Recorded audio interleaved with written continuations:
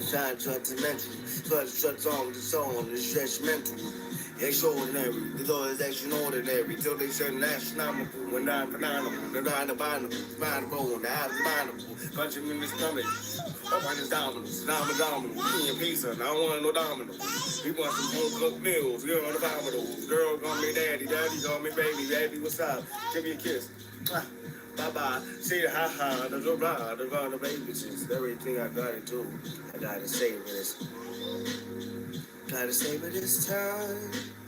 I gotta savor my mind. I can't waste my time no more.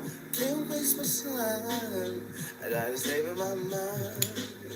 I gotta savor my soul. You know the road. Yeah. I get the greater girl with her the bottom, phantom shadows, hit right now, no guiding potter's, grudge potter's, clean the food at the popper, we eating the rabbit, praise on the run the Bible say, born dabble, then dabble, the van of avenue, yabba dabba, I'm shine, my friend is libido, I'm a avenue, I'm a shine, my wife's trappers, now it's time, battle, slatter. I ran the paddles, and paddles. Turn the saddle, we are really compatible. Shattable, that was shadow, the rattle babble, the power, peace out, babbles.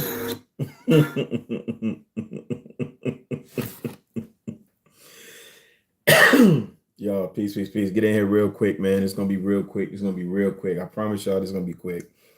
I know I'll be saying this ain't gonna take too long. Then an hour later, this be taking a minute, man. I know this is gonna be quick because I didn't run and grab my notepad, and then I kind of just wanted to speak from the heart. So hopefully y'all can hear me okay. Tom, what up? Oh yeah, man, that's Shiggy Babadoos.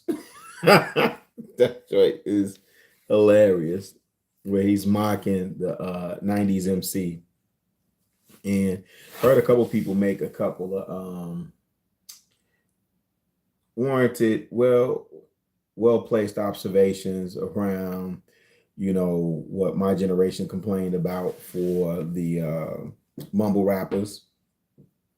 And then they're like, somebody pointed it out. I don't know who it was. They was like, yo, the 90s boom bap rappers all sounded the same.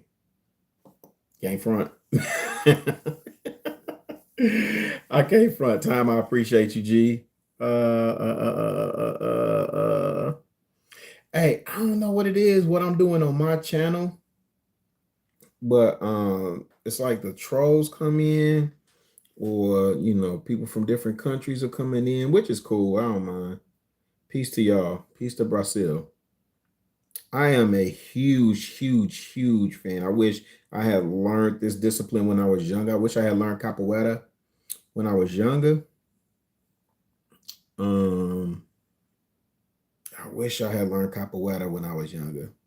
Yo, shout out to you, Logan. Shout out to you. I'm gonna try not to respond to the chat too much. But shout out to you, Logan. This is a Joe Fresh Goods exclusive. I forgot when did he do this hat. I don't know, but I love this colorway. I love this forest green colorway, and I needed something to go with my Dapper Dan hoodie. Dapper Dan hoodie.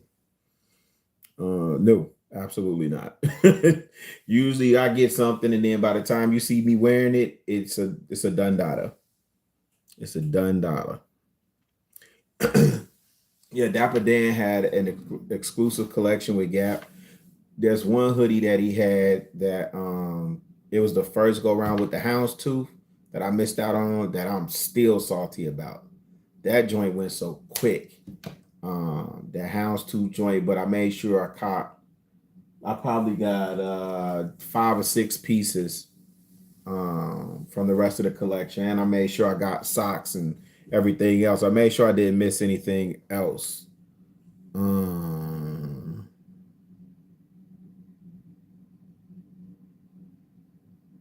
So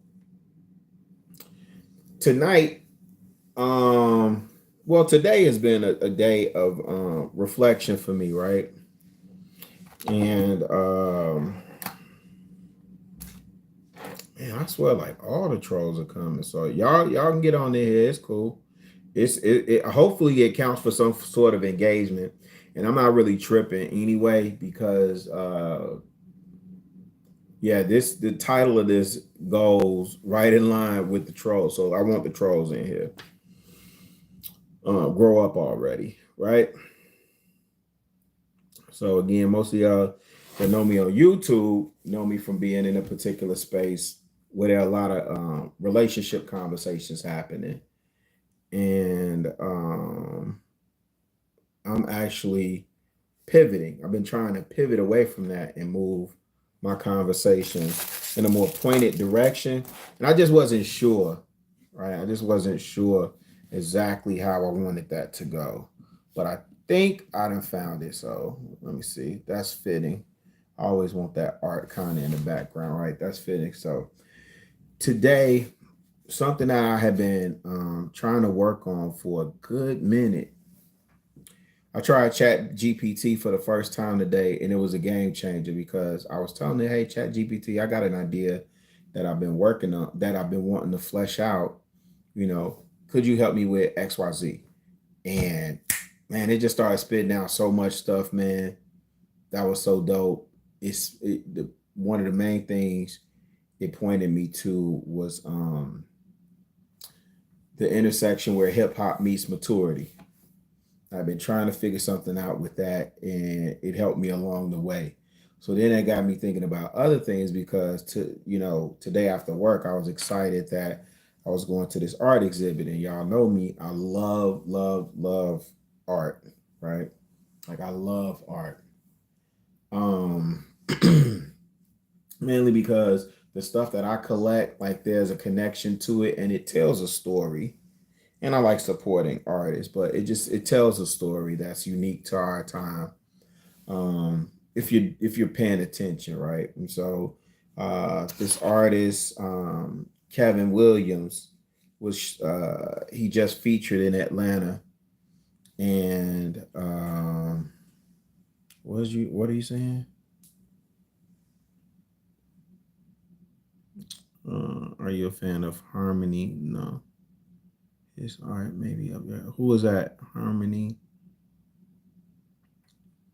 Not sure who that is. Hey, listen.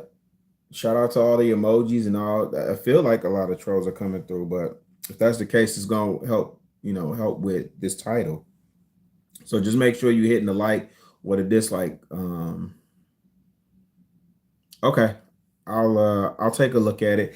Most of the art that I collect, it's from a couple of focal points. It's like either historical in context, unique to the Black experience in America, or definitely hip hop related, right? So I got like a print from Marielle, forget her last name, but it's a Kanye print. That's pretty dope.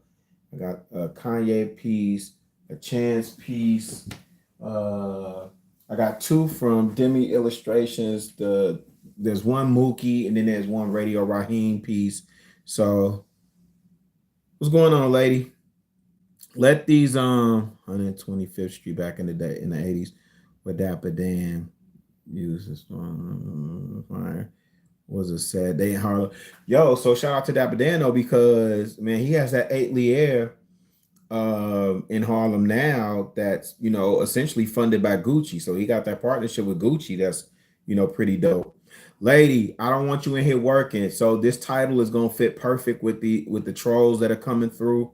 So let the trolls live, please. If there are any trolls, let them live. I'm just on my old man rant. I'm gonna get to it, and then we're gonna be up out of here, right? So again, like I said, most of y'all know me from being in a space where there's a lot of relationship talk about the Black man and the Black woman coming together and that lack of connection, so on and so forth, right? And so I had been trying to pivot, and I was left off where I was talking about Chat GPT, kind of helped me figure that out.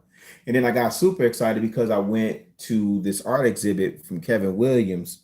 I'm gonna make an Instagram post shortly, but I was looking at a bunch of adults in that room. I was looking at some creatives, some Renaissance men and women, some refined women, some rough around the edges people. But I was in a room full of adults, and that felt different because it got me to thinking again on a couple of things. It got me to thinking about these conversations about male and female relationships that are really kind of outdated. Well, not outdated. Let me take that back. Not outdated. I just think it's overstated and overplayed, man. I think it's played out at this point, to be honest. If you are really looking for a mate, your mate is out there. It's just, are you putting in the work on self first? You put in the work on self first. KS, shout out to KS indeed. Hold on. Yeah, everybody get your troll on. I'm old. I'm 50. I'm 50. Shout out to Lady LaFour though. I appreciate you, sis. No, I'm old. I'm 50. But here's the thing though. I was in a room full of adults. It just felt different, man. It didn't look like it was a bunch of sisters there. They made it a girls' night out, you know, and it was in Hyde Park. So, Hyde Park is adjacent to University of Chicago, and you'll see, like, I saw a lot of students walking by, and then you'll see a lot of professors, a lot of families, and a lot of it's just an interesting mix to look at when you're in Chicago, right? Oh man, that's love. Appreciate that. No, I don't take it that way. You ain't got to preface it. No, part of that is the lighting. The other part is I mind my own business, man. I drink water and I mind my own business, and I try not to stress. Um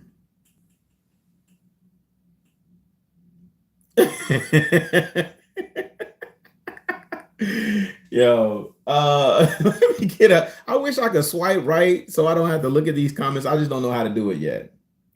So a couple of things, right? So as I was sitting there in this room full of adults, we were just there appreciating art. And when I tell you, yo, y'all have no idea how much I really, really, really love art, man. Like really, really dope art that just speaks to you. That just does something for my soul. Gee, I don't even know how to explain it to you. I really don't. And it doesn't matter whether it's music or visual art or, watching somebody dance. And I'm not talking about the naked shoe model dancing. I'm talking about like not even Alvin Ailey, but just like when I go to Sunday service with Dwayne Powell and they spin in the house music, and you see people that like find themselves inside of the music and they're making their bodies contort to the rhythm of the music to express themselves. That's art. It's beautiful and it does something for me, man. Cool thing about art that it doesn't matter how it looks or sounds. It's about how it makes you feel. And that is where we headed. Modern classic. Yep. Yeah. Yo, I think I'm beginning to see the world, or at least Chicago, as a blank canvas. I think I'm beginning to see it as a blank canvas. And so that's my call right now, right? So that's why I'm saying grow up already.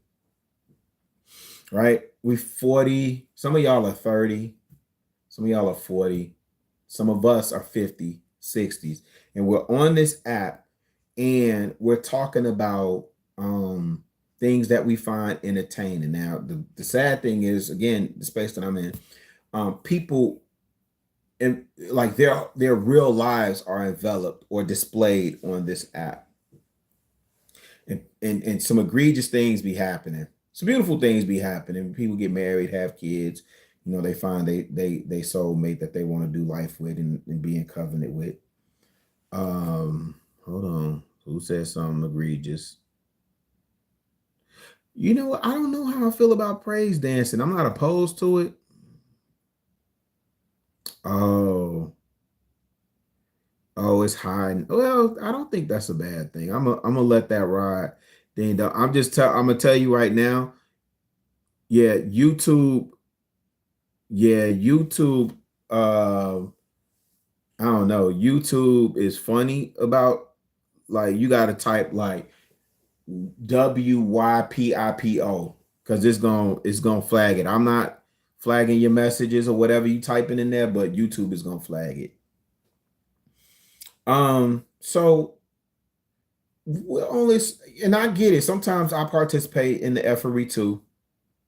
Yeah, Man, listen, let me tell you something. I don't know what's going on with Beyonce's internet, but it's like all types of stuff on this app that you can't say that will get your channel dinged. I personally don't care for any of that. So do what you do. Um, doesn't bother me. My channel's not monetized. I'm not, I'm actually moving to a different platform in terms of setting up home base, and I'm going to use other platforms. So let me make that announcement now. A lot of my content y'all are going to find on face base, fan base, fan base. So if you do not have fan base, the app, download fan base, the app right now. Set up your profile. If you're a content creator, build your community. You can start monetizing your content from day one. That is not why I'm going over there. I am invested in fan base. I've been over there posting for a minute, but now in the audio room, they have it where you can link video and do like a watch party. And so I know people are having fun with Discord and all that other stuff. Here's the thing, especially as Black people. Let me pan this down a little bit. Okay, there we go. There we go. A little bit better.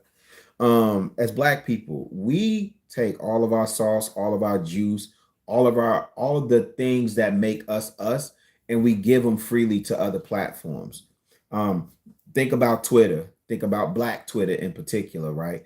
So if you remove Black people from a lot of these spaces, Facebook, TikTok, Snapchat, Instagram, Twitter, what would you have, X? I know.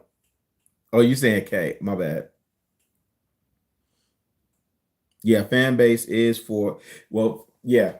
So if you're a creative, fan base is definitely for you. If you're not a creative, it's for you too.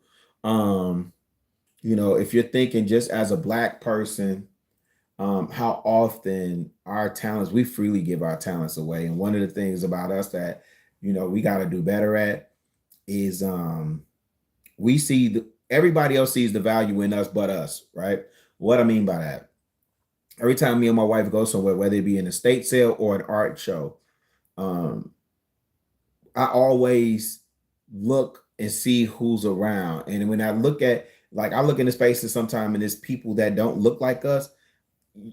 I just see it, man. Like people find value in us, and oh my God, you're so unique, or you're so this and you're so that, and they'll put a premium price on it. Think about Basquiat, right? Basquiat, used to tag New York as Samo, SAMO, Samo, as in same old. And we didn't see the value. We just thought graffiti writer, this, that, and the third, whoopty boo. When he started doing his thing, and I forget the sister, not sister, it was a white lady that saw his stuff and decided to represent him and start selling. Then he get on the scene, and Warhol takes note because Warhol is low key intimidated by him, and then he gets all this high visibility. We didn't know. We didn't know Basquiat would go on to sell for $100 million. I think it was $116 million, something to that effect. 120 million, $165 million, something like that.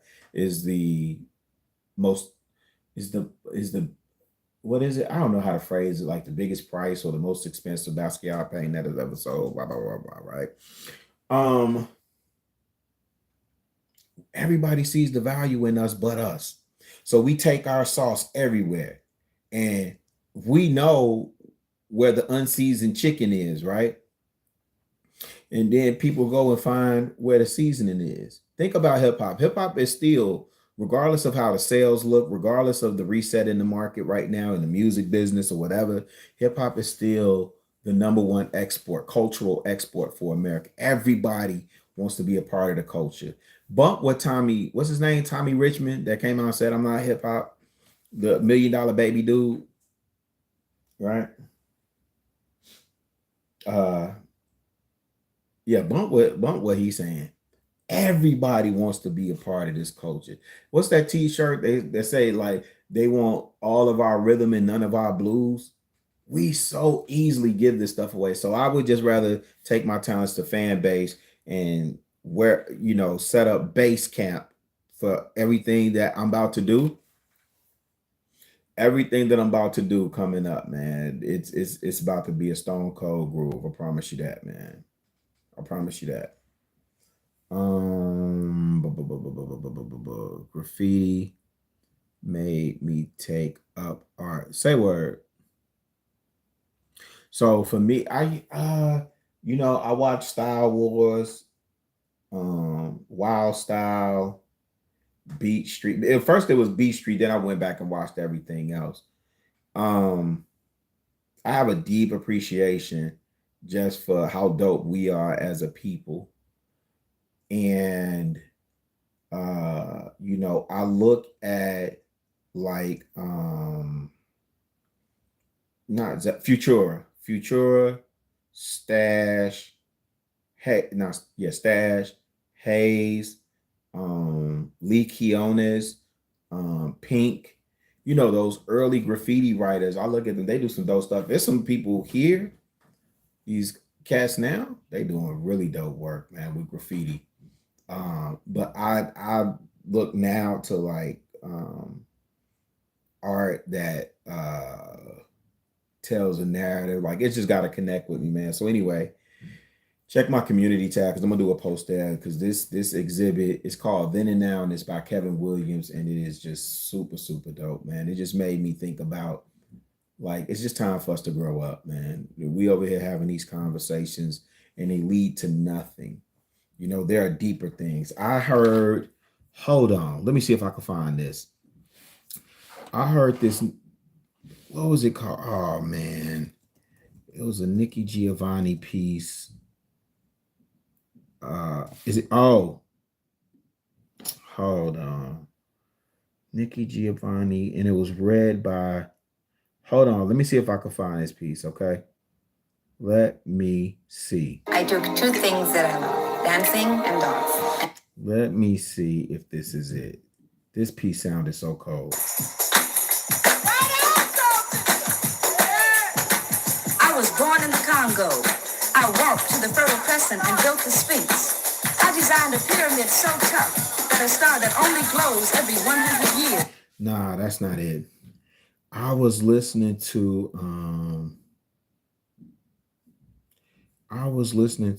Questlove. He played this joint. Ego tripping. Dang, I should have took this down. When's the last time we had some really dope poets, man?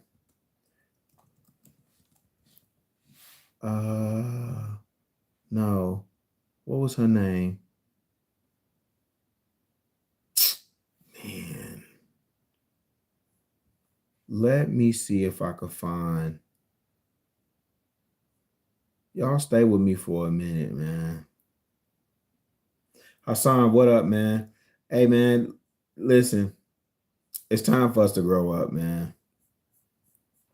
We be on this app really, really tripping, man. We really do. And this is not me judging, right? Like, maybe I am. I don't know. I gotta do what I gotta do for me and mine, but Soniquarium. Let me see if I can find this joint for y'all, man. Yeah, this is it. Hold on.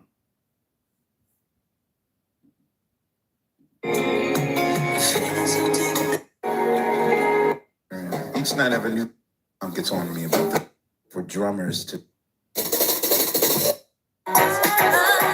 The clues, it was a bed bug. This is about Position. I am the one who would say this. This. Hold on, stay with me real quick. 90 Degrees by Yasmin Lacey.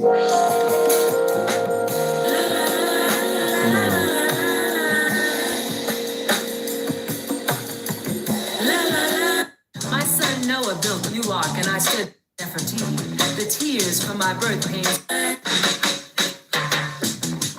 I was born in the Congo. I walked to the Fertile Crescent and built Listen the to this. Listen to how I dope this designed is. a pyramid so tough that a star that only glows every 100 years falls into the center, giving divine, perfect light. I am bad. I sat on the throne drinking nectar with Allah. I got hot and sent an ice age to Europe to cool my thirst. My oldest daughter is Nefertiti. The tears from my birth pains created the Nile. I am a beautiful woman. I gazed on the forest and burned out the Sahara Desert. With a packet of goat's meat and a change of clothes, I crossed it in 2 hours. I am a gazelle, so swift. Thank you, Lady so Nova. swift, you can't I think this one is For okay. a birthday present when he was 3, I gave my son Hannibal an elephant. He gave me Rome. for Thank my you so much. mistake. I don't want you My working strength tonight. I was want you to ever enjoy this on. conversation. My son Noah built Newark, and I stood proudly at the helms. We sailed on a soft summer day. I turned myself into myself. It was Jesus. Men intone. I want y'all to listen to what she's saying. All praises. I am the one who would save. I sewed diamonds in my backyard. My bowels deliver uranium. The filings from my fingernails are semi-precious jewels. On a trip north, I caught a cold and blew my nose, giving oil to the Arab world. I am so hip, even my errors are correct. I sailed west to reach east and had to round off the earth as I went. The hair from my head thin and gold was laid across 3 continents. I am so perfect, so divine, so ethereal, so surreal. I cannot be comprehended except by my permission. I mean, I can fly like a bird. That's love. Shout out to MC Light. How you doing? That was a Blackalicious covering Nikki Giovanni's Immortal Ego Trip, read by Aaron Anova. Okay, so I gotta look this up. So this is Blackalicious. Okay, Blackalicious. I know who that is. Blackalicious Ego Trip. Let me see if I can find that. Okay, it did come up.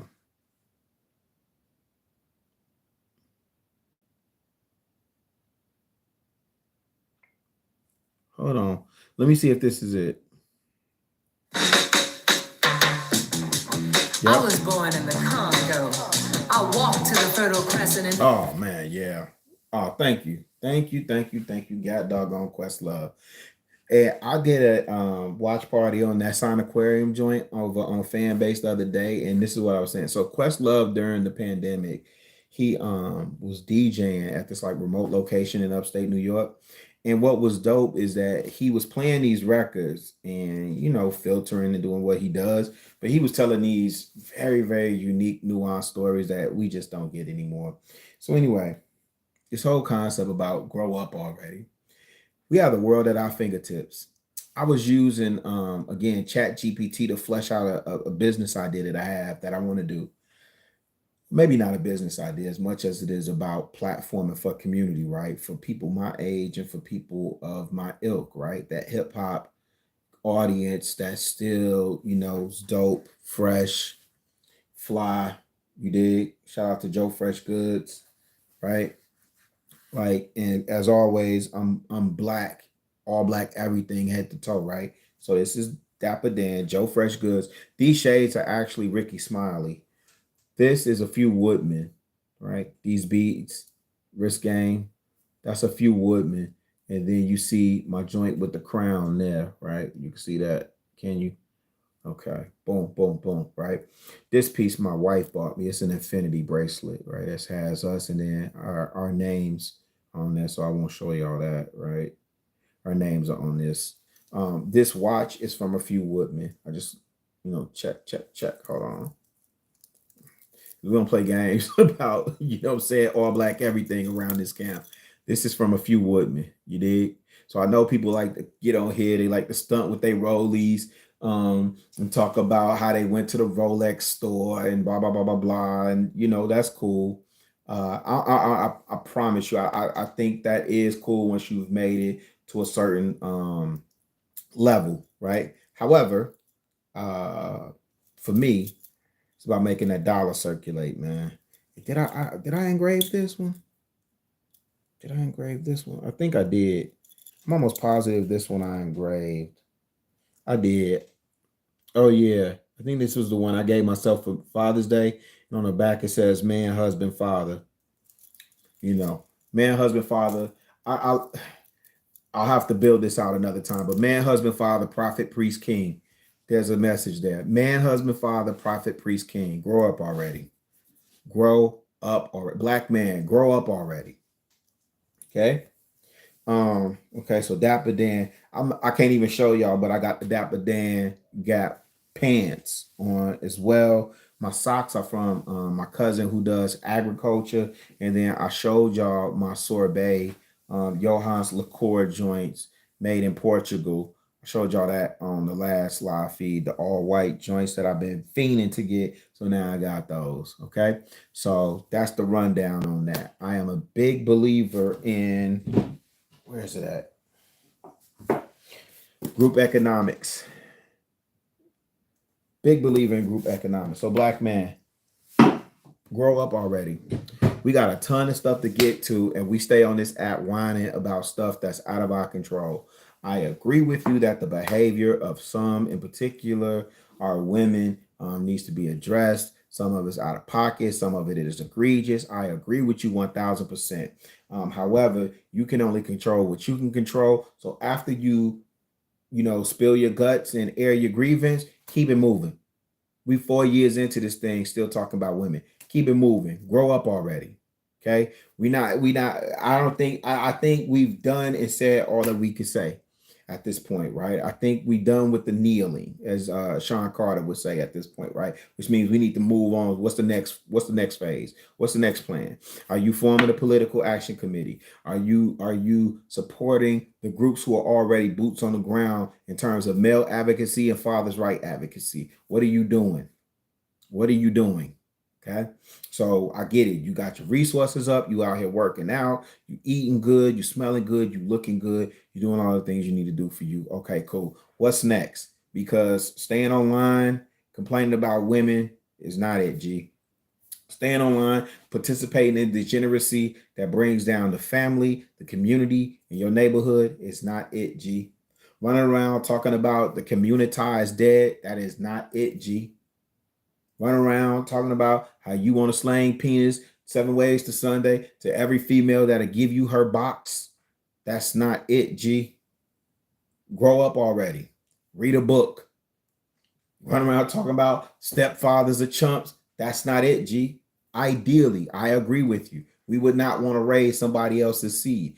I'm not going to put down the man that does find value in a woman and decides to step up to the plate to handle somebody else. We can give him all the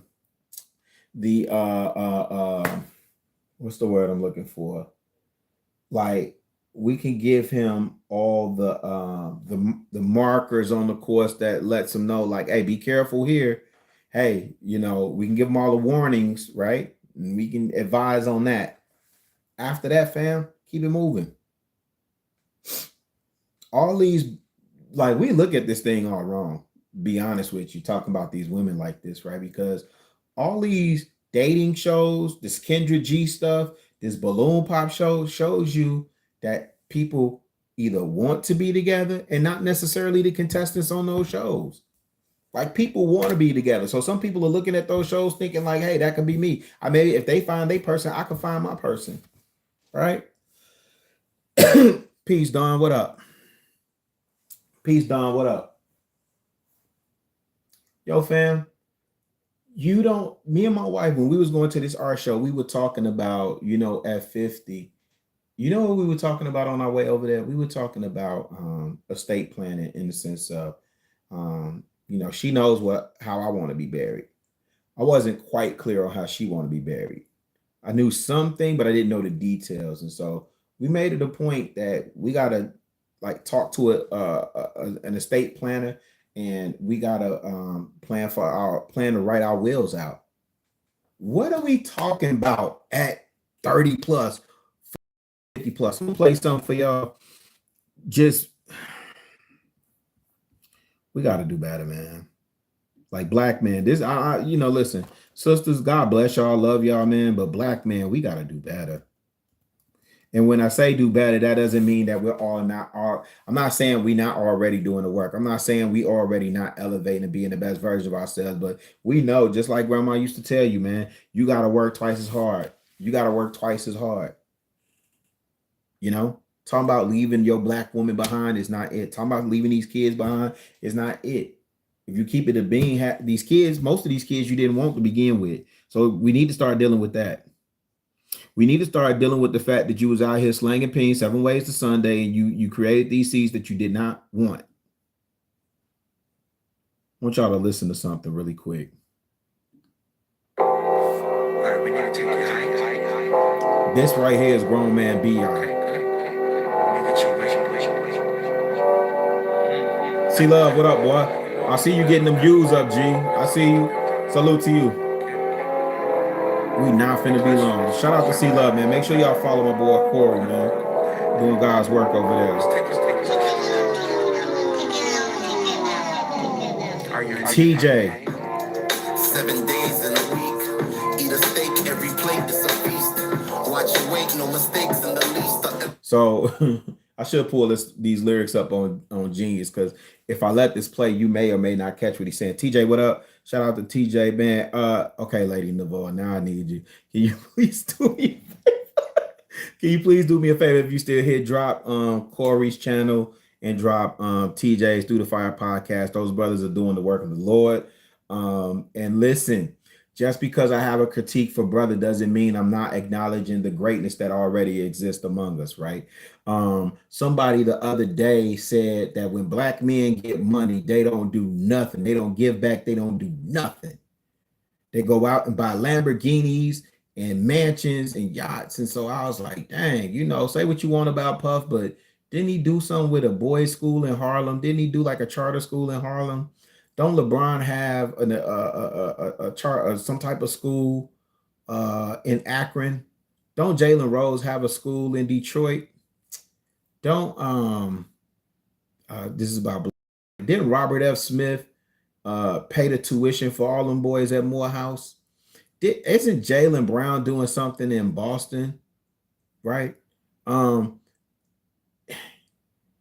I was so incensed by that statement that black men, when they get the bag, don't do nothing. Right? As if we don't build nothing, we don't do nothing. And I don't want to take it off that point because it's not about what she was saying. I get the sentiment. I just think she didn't have enough information and she was incorrect. She was incorrect. Yo, ME, what up, boy? What up? Tommy B, what's cracking, man? What's bracking, blood? Fonte starts off in this song. This is off his album. No News is Good News. Phenomenal album. If you get a chance to go listen to it or go grab, it's one of Fonte's best work. Also, if you're a Drake fan, know that Drake is on record saying Fontigolo the Rap Gigolo is his favorite MC. And if you listen to Fonte spit, you will hear Drake and where he got some of his style from. So he got a little bit of it from Big Sean. Got a little bit of his flow from his early flow from Big Sean.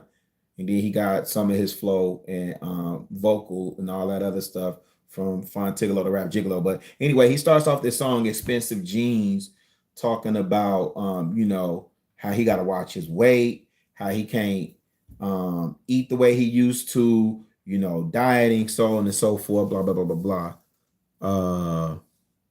What? Oh, what Cole doing? Hey, so listen, C Love, I know we usually do the hip hop stuff. I'm not on it. I ain't on that tonight. I want my brothers to grow up, man. I just, like I said, I just came from this art show. I was in a room full of adults. It just made me start thinking about some stuff. Hip hop is 50. A lot of cats that I interact in this space with, 30 plus. It's very few 20 somethings that I interact with. Although I do get, when they see me in the chat from time to time, they'll hit me with the Unc or OG or hey, I'm paying attention to you. And so yeah, I'm gonna leave the J. Cole stuff for you. I may get to it. If I do say something, it'll be on fan base. See love every time. Hey man, the light skin. Let me get back to Fonte, man. Let me give y'all this dark skin energy, man. So listen, if you can, listen to a lot of what Fontigolo the Rap Gigolo saying. Dig a grave with your teeth. I wish that I could. He said, dig a grave with your teeth. Talking about what you eating. Hold on, let me go back.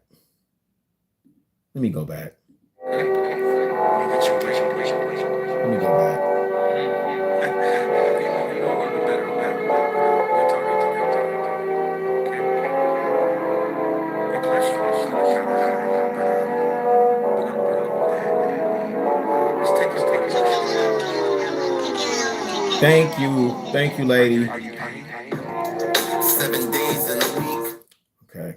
Eat a steak, every plate is a feast. 7 days in a week. Eat a steak, every plate it's a feast. Watch your weight, no mistakes in the least.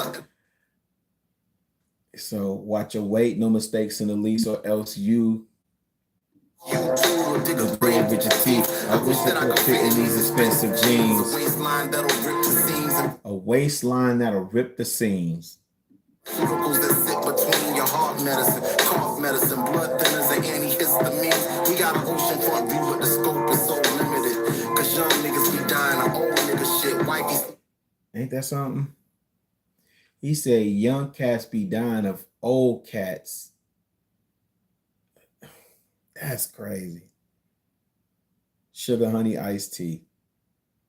Because of the way that we eat and we not paying attention to how we eat, I think about we recently lost Fat Man Scoop, but we also lost Mr. C.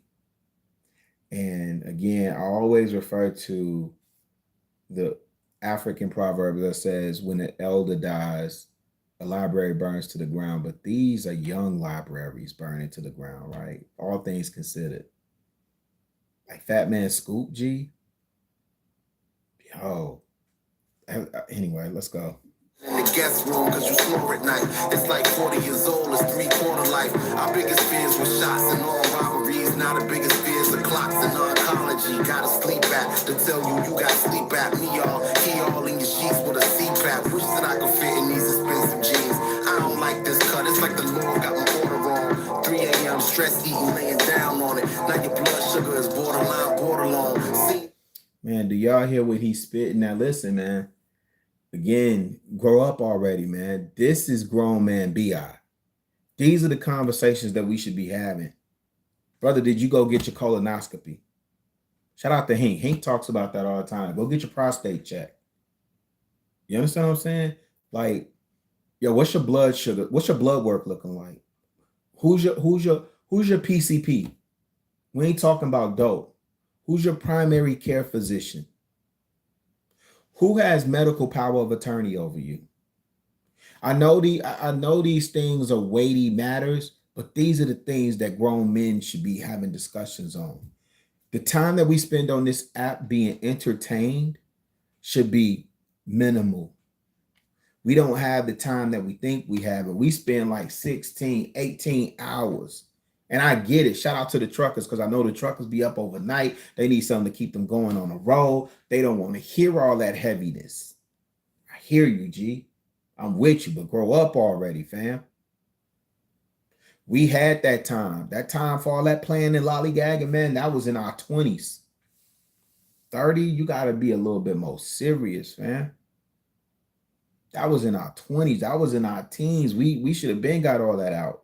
What we should find entertaining. Think about this, man. Think about the stuff that we find entertaining, G, and we laugh at, and then we dismiss it as it's entertaining. We becoming more and more degenerate. Now, listen, I'm part of that too. I have to self-reflect and take accountability for that too. You know, Rilla, I saw you over there. You was with whoopty-whoopty-woo. Yo, I seen you when you was up there on Thursday and old girl was getting that K and you sitting up there kiki and ha-ha. I seen you when old boy was calling such and such and so-and-so buttercup and you was up there kiki and ha-ha. You ain't no better. You a hypocrite. Fair enough. I had to take that on the chin. Fair enough. I'm not sitting up here claiming I'm better than you though. I'm saying iron sharpens iron, right? And brother to brother, if you understand what I'm saying? I should be able to come to you. You should be able to call me out. That don't mean that what I'm saying is any less true though. So yeah, I got to be held to a higher standard, which is why I'm pivoting away from this app. And, you know, I'm going to do a lot more content over on Fanbase. I'm going to use this app a little bit more strategically.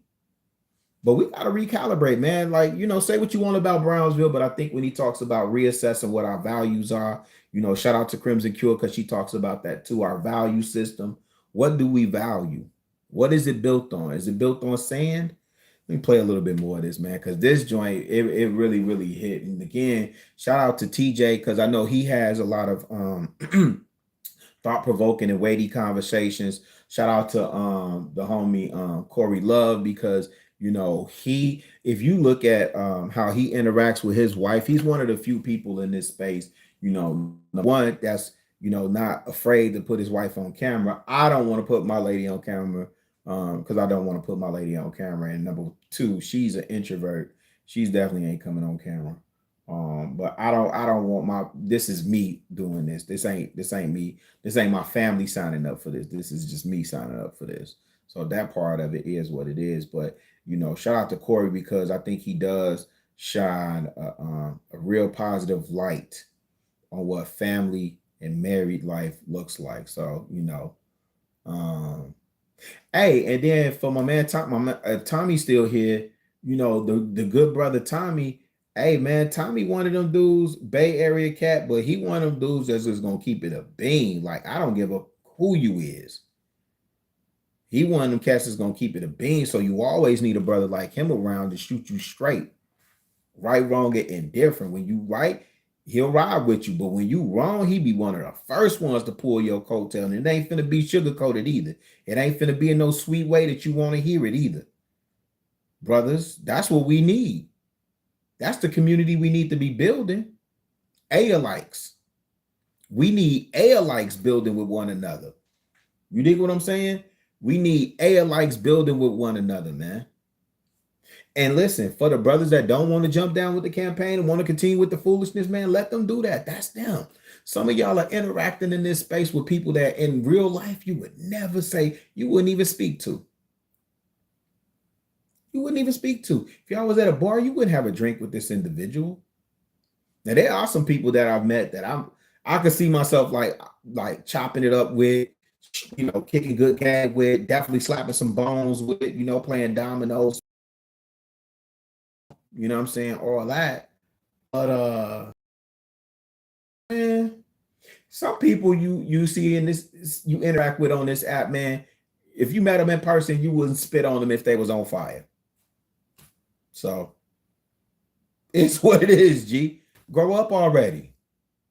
How much longer you gonna keep talking about the same thing and the same thing? Listen, this space, first of all, shout out to y'all. I didn't realize how many of y'all were from Fight Club. I didn't realize that. I was watching Baller X and it ran a couple of clips, ran a couple of Fight Club clips, and I'm like, oh, I thought this person came from this space, or I thought this person was over on Lapeef, or I thought this person came from Hamp, or I thought this person came from Chaotic Truth. No. Like, a lot of y'all niggas came from Fight Club. And a lot of y'all niggas tearing this space up because y'all just want to fight all the time. And y'all should have at it with each other, absent of me. You know what I'm saying?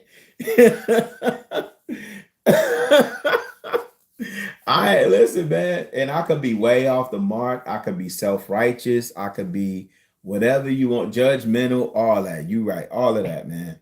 I am not infallible. I am not infallible, nor am I above reproach. Okay, let's finish this before I tell you up and then I got like maybe one other thing I want to say, and then we out of here.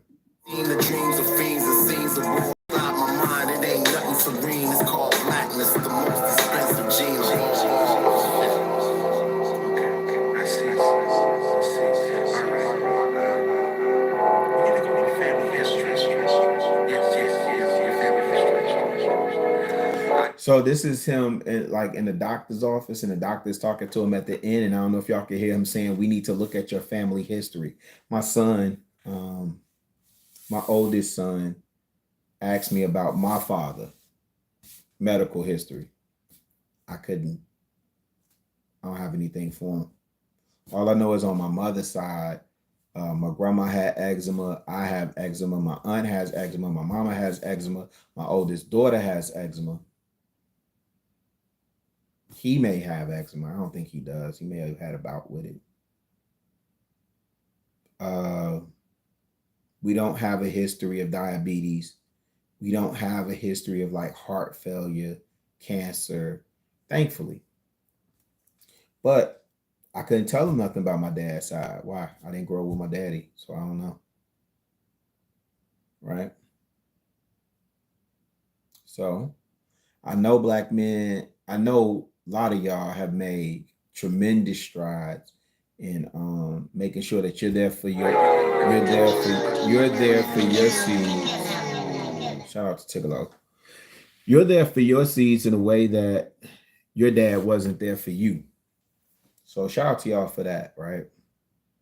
But the way that this reset is happening, I don't know if y'all paying attention to the world. And so for me, I take a lot of cues from what I see going on, like with the music business. I look at that. I look at some of the stuff that's trending in the news. But, again, Cat Williams setting this off at the top of the year on Shannon Sharp show. And this isn't like me saying this is prophetical or this was the thing.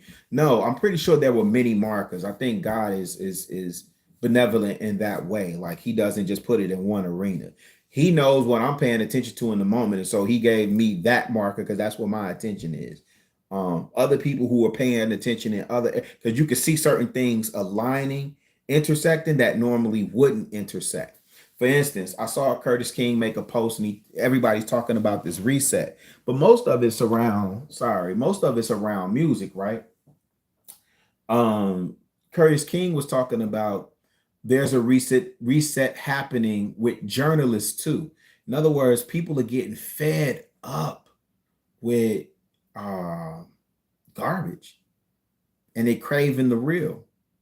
And we used to say that aspirationally, but you could really see that happening, man. The amount of breakdowns that Kendrick battle produced, where people were like looking at lyrics, examining lyrics, and reading stuff. And a lot of y'all just really showed y'all ignorance when that came out. Because y'all was like, man, I ain't got time who got time for all that lyrical, miracle, spiritual to break down stuff? Like, you got a problem with reading? You got a problem with like reading to understand? Like, that's crazy. Hey, Don, so I'm not the biggest Curtis King fan, but out of this battle, I've come across a couple of creators / I don't call them journalists. I think Rob Markman, Justin Hunt, and Elliot Wilson probably are really the only journalists like real in this space, I think. I like, in terms of journalism, A.R. Shaw, Maurice Garland, A.R. Shaw, and gosh, why can't I think of her name? Ty St. Boogie, and Jacinta Howard. Those are the journalists that I like, but I am biased. But anyway, my point being is that this reset is happening. And if you aren't paying attention and you think this is stuff that's just happening, it just happens to be that way. It's just, it just happens to be happening. And a lot of this stuff is going to sound like conspiracy theory or you're doing too much, and you're entitled to that. When Kendrick said the party was over and then all this stuff started happening with Puff, and we knew it was coming, but like the way that it's happening, and I know there's people want to make the connection between all those executives resigning. I didn't look at it like that. I'm talking about in the music business in particular. I didn't look at it in the same way. But if you look at a lot of the conversation that's happening right now around the music business, rap music business in particular, peace, Vaughn, salute, King. The way that they're talking about how the rap music business is bottoming out. Yeah, man, there's a reset happening, but it's not just happening like in mute. That's what I'm looking at. It's happening in church too. Yo, Vaughn, peep this.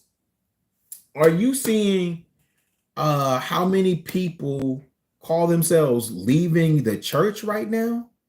I'm not talking about, shout out to Bolo. I hope Bolo pulls up. I'm not talking about what Bolo does.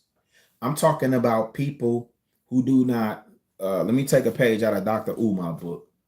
Understand, overstand, understand who God really is, who Yeshua really is, who Yahweh really is. All of the names, right? Like, I can refer to all of them because all those are descriptors, right? To sit canoe, Adonai, Jehovah Nisi or Yahweh Nisi. Listen, you do not know. And so you see a lot of people leaving corporate or commercialized religion and they're deconverting. Deconverting, and what else is it called? It's called something else too. But they essentially are leaving the faith, right? And so my point is there's a reset happening. So all this sow your $10 seed of faith and God will bless it 1,000 times over, blah blah blah blah blah, like that, it's over for that. Over. All these mega buildings being built in the hood, and the hood still suffering. The homeless is, listen, I used to sit under a pastor that kind of taught a particular way. And you know, a lot of the lessons he taught still resonate with me. But I ain't gonna hold you, man. I take issue with the fact that you got a $50 million, $85 million building in the heart of the hood, and there are people who go to sleep and can't eat, and then you want to conveniently use the poor you will have with you always. That bothers me. Anyway, a reset is happening is my point. That really bothers me though. Let me just stay there for 1 second, man. That really bothers me because there's a sister here, Alita Clark, Inglewood Barbie. Before there was an Angel Reese, Chi-Town Barbie. There was Inglewood Barbie. I know she don't take offense to Angel Reese having the Barbie title, but you know what I'm saying? That sister been doing her thing for years, bro. And she is not government funded, no handouts from no churches, no nothing. Every night she feeds the friends fresh food, and she do not call them homeless. She calls them friends. She will not allow you to call them homeless. No grants, no funding whatsoever, no help from the city. Matter of fact, when she tried to feed them in at the police station, she caught flack for that. Same police station that they house the migrants at. Shout out to Inglewood Barbie, man. She's doing more for the friends than a lot of these churches are. And that includes, you know, well, I ain't gonna name names. I'm just saying. For this sister to be out doing what the church is doing, man, I just found that hugely problematic. But a lot of people are leaving the faith is my point, right? It's not a reflection on me. I just pay attention to the markers and what's going on. So there's a reset happening. So grow up already. Black man. Black man. You the king. You the leader. You him. Grow up already. Your scripture tells you, your Bible tells you, and I'm not trying to be no Bible scholar, nothing like that. I'm just saying your Bible tells you, when I was a child, I spoke as a child, walk like a child, act like a child. You know, I was a child. But when I became a man, I put away childish things. Love going over there with Aaron O when he talking that money talk, man. Talking strategy. I like Earn Your Leisure, but I like Aaron O better. I love hearing Aaron O talk that money talk. That's grown man BI. What we doing? Some of us want to continue to perpetuate the, you know, it can't happen because the woman won't act right and the woman won't cooperate. You know what I don't hear y'all saying? The brothers won't cooperate with us. That used to be a thing where the brothers won't cooperate. The brothers won't cooperate.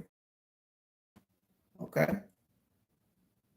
If that's no longer, then why aren't we building together as brothers? Because I see even in this space now, I'm seeing more infighting with the brothers, and I don't know if it's you know, ratings week. I don't know if it's WWE. I don't know what's going on. It's just draining and tiresome. But let me get back to this also really quick. Listen, man, this is what I'm saying. Grow up, man. Like, when's the last time you heard something and thought on it deeply, man? This ego tripping, I've heard of this poem, but never really listened to it or read it. Listen to this. Built the Sphinx. I designed a pyramid so tough that a star that only glows every 100 years falls into the center, giving divine, perfect light. I am mad. I sat on the throne drinking nectar with Allah. I got hot and sent an ice age to Europe to cool my thirst. My oldest daughter is Nefertiti. The tears from my birth pains created the Nile. Man, Nikki Giovanni bad, man. Nikki Giovanni is bad. She listen to this. I am a beautiful woman. I gazed on the forest and burned out the Sahara Desert. With a packet of goat's meat and a change of clothes, I crossed it in 2 hours. I am a gazelle, so swift, you can't catch me. For a birthday present when he was 3, I gave my son Hannibal an elephant. He gave me Rome for Mother's Day. My strength flows ever on. My son Noah built New Ark, and I stood proudly at the helm as we sailed on a soft summer day. Yo, did you hear her say, I gave my son Hannibal an elephant for his birthday. He gave me Rome on Mother's Day. Yo, we are as a people, we so dope, man. I love me some us, man. But we also got to do a better job of preserving our libraries, honoring our elders. We cannot be so quick to put them to pasture, man. Somebody was relaying this story about how quick we are to put our elders in homes, like in nursing homes and stuff like that, right? Now think about the insanity of that. He was saying, I think he was indigenous, like from Africa or something like that. And he was saying that when our elders grow old, they're at home with their family. They're able to see like their family, their entire lineage, their tree. You know, it's kind of hard to describe because for us, we think about dying either violently or dying in a hospital. We fantasize as if it's some faraway, unachievable thing to die at home, surrounded by your lineage, surrounded by the fruit of your loin. Brothers, some of us brothers, we just think it's natural for us to either die on the job, die working hard. You know, like John Henry, can't drive more steel than me. You know, John Henry worked so hard on building that railroad. He died. That's what he died doing. Think of that, man. I told my seeds, man. I told my wife too. Don't you ever think about putting me in a nursing home. Don't ever think about putting me in a nursing home. And obviously, you know, you think you won't be a burden to folk, and you certainly don't aspire to be a burden to folk. But I just read somebody else just came down with Parkinson. Like we just lost John Amos, James Evans, Mr. McDowell. You know what I'm saying? Like, and there's a story there too. I'm not gonna get into that, but let me say this. It's being reported that he died August 21st, and we just found out like last month. And I know people are saying like, whoa, that's what the family wanted. I'm hearing otherwise. I'm hearing otherwise. I'll leave it at that. My point being is that we put our elders in a position that when they become a burden on us because we still want to live our lives, like they've lived their life. Well, you know, I look at it like this, man. You know, when you were young and your parents took care of you, you know, when you were an infant, well, they had me. We make up all these excuses, man. Like the West got it effed up. I turned myself into myself and was Jesus. Men intone my loving name. All praises, all praises. I am the one who would save. I sow diamonds in my backyard. My boughs deliver uranium. The filings from my fingernails are semi-precious jewels. On a trip north, I caught a cold and blew my nose, giving oil to the Arab world.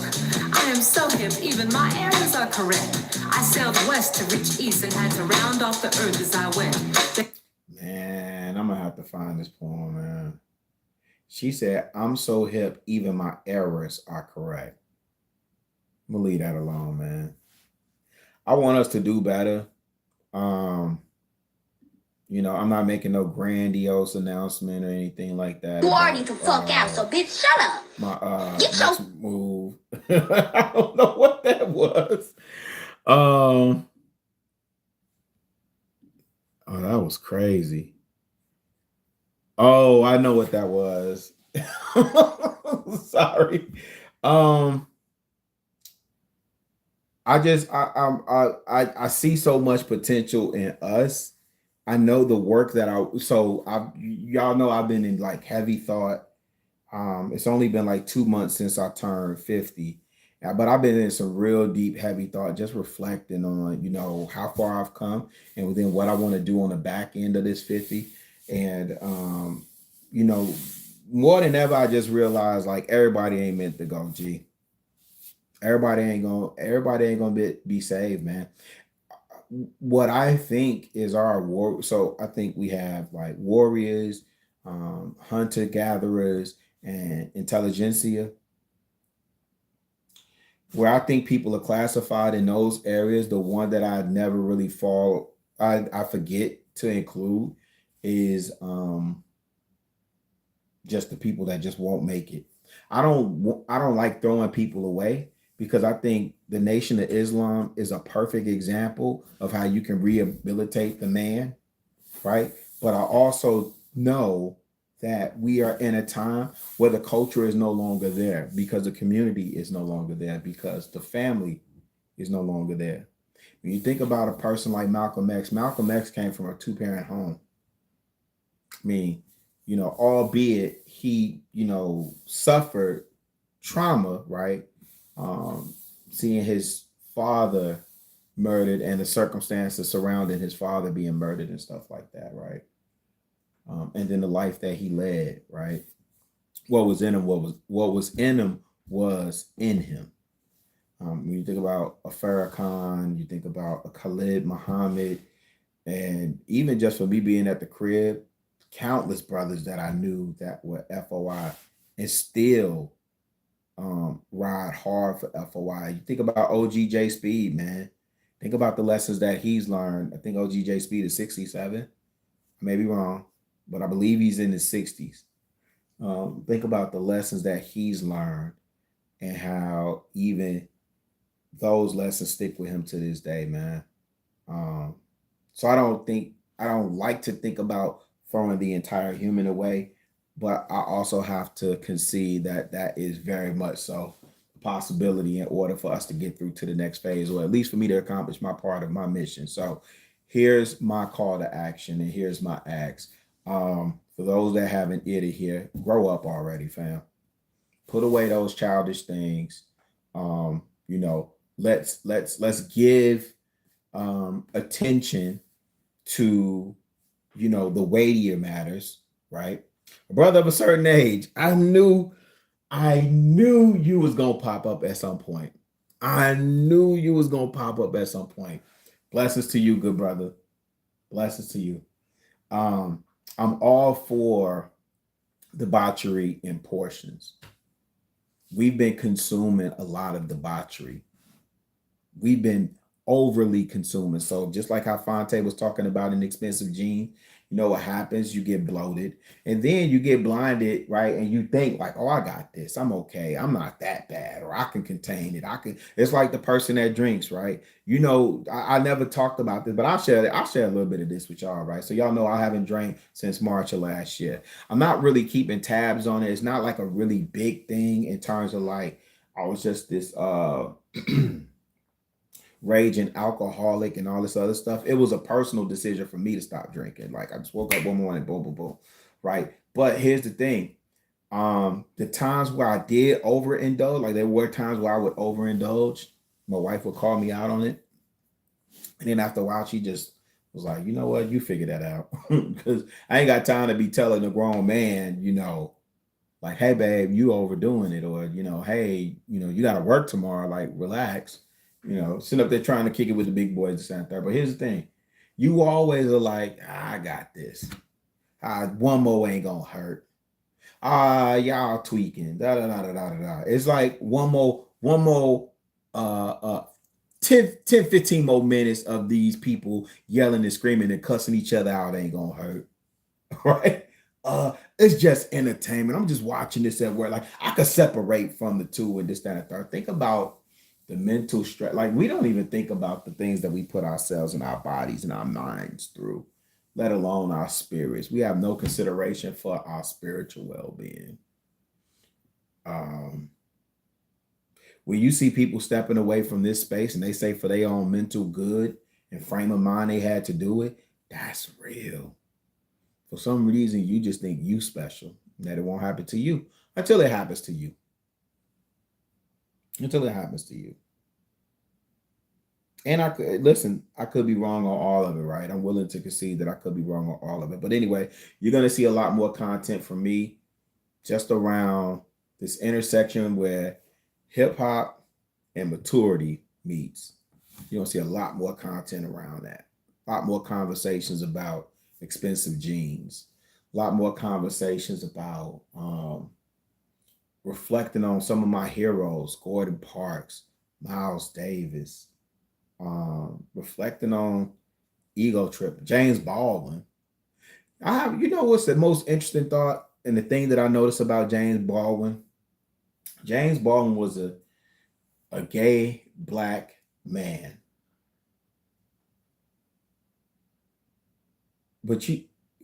And I said that wrong. James Baldwin was a black gay man. And I hope you catch the way that I said that. And I say it that way on purpose. He put the concerns, the problems of his people on his back. I have a whole thought about him. But I am so grateful for my elders that came before me, that laid the path just so I could be here. And I feel like it's a responsibility of mine to pay it forward and do what I need to do. This is why I'm always telling stories and trying to uplift and being pro blackity black, because if I'm not, then who? Right? Like if I'm not sharing these stories, if I'm not continuing the tradition, then who? How would y'all know about Reginald Lewis? Do you know who Reginald Lewis is? Right? How would you know about Earl Graves? How would you know about John H. Johnson? Some of y'all know about John H. Johnson. A lot of y'all don't. Right? Especially these kids that's coming under us. Generation X has done a terrible job of informing these kids and passing down the lessons that we didn't get. We're so busy passing them things that we didn't have that we're not giving them lessons that we didn't get. So let me knock this tab. Let me duck off in these comments real quick to see what y'all saying. Shout out to Corey. Shout out to Tommy B. Shout out to a brother of a certain age. Listen, man, I like going over there with Chaotic. Sporties is hilarious. Mufasa always has, because I usually click on the title. Sometimes I'm in the clouds, but when I click on the titles, they have Mufasa, and they have some really thought-provoking conversations, at least from the title perspective. Now, because Fight Club is Fight Club and a lot of the alumni go over there, it be what it is. I think Hamp is really doing a fantastic job. Fatty is just super creative, man. Like his production is just, fam is doing what he does. And there's a lot of cats that are doing what they do. So shout out to them. Shout out to Izzy I think Iz be having dope conversations. But for me, it's just getting to the point where it's too much debauchery. So when you look at my thumbnail, and I don't know how to do thumbnails, that's why I just use it as an excuse to put up dope pictures. And again, check my tab. This picture in this thumbnail, oh man, this is a piece by Kevin Williams. It's a canvas piece. I saw it up close and personal tonight. And I'm going to tell you, man, when you come face to face with art and it evokes an emotional response from you, that's something, G.